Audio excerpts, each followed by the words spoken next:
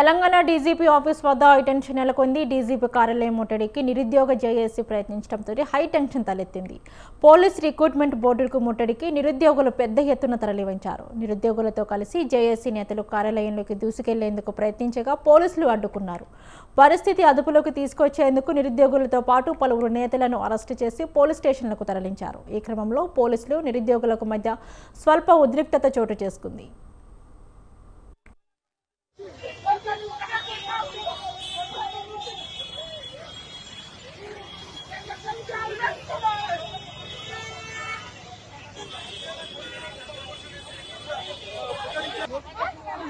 ఒక నిమిషం ఆగండి.